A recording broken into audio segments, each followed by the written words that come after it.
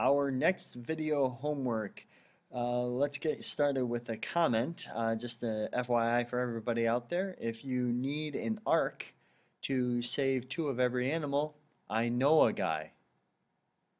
Let it sink in.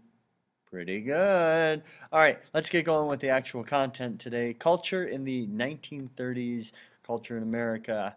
Concepts, how has the Great Depression affected the different forms of entertainment that existed during the Roaring '20s?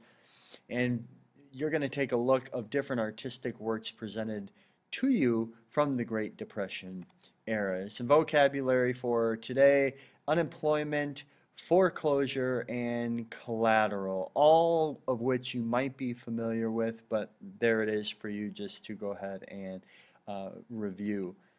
So, culture in the 1930s, let's get started on it, and we're going to start with movies.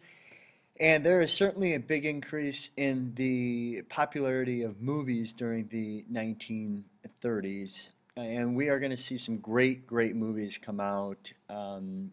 Snow White and the Seven Dwarfs, to name one. Gone with the Wind is another classic movie that comes out. We have watched Modern Times in this class, almost the whole movie. That came out in 1936. So lots of movies that come out during the era.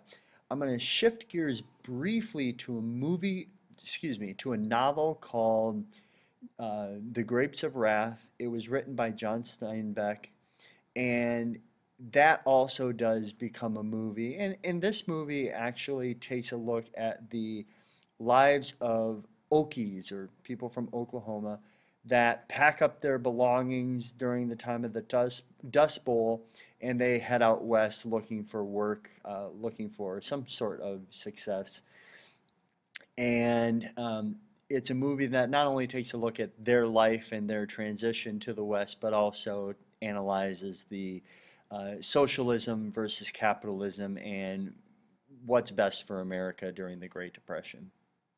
The primary form of entertainment still is radios, and we saw them grow in popularity in the 1920s, and it only continues to grow in the 1930s. The primary use is still entertainment, although news is becoming more popular, and we've already seen that FDR uses the radio for fireside chats. But entertainment is still the big thing with radios, and you see Orson Welles on the right side of your screen.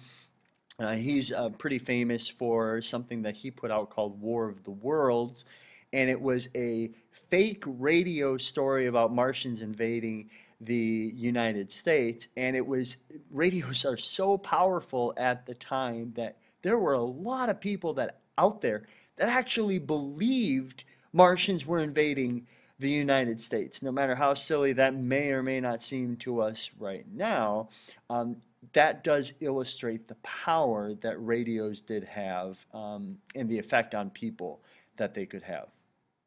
The last item we're going to look at for culture in the 1930s is art.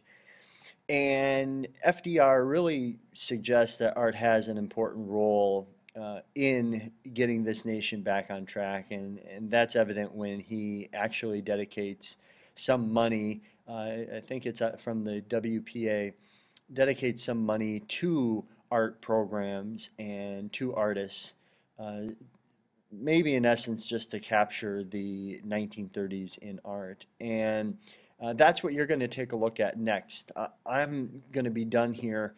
However, in the next, take a look at the following slides and read the captions that are by them and see what they have to say about each piece of artwork. We'll talk in class about what you need to take away from the pieces of art for test time.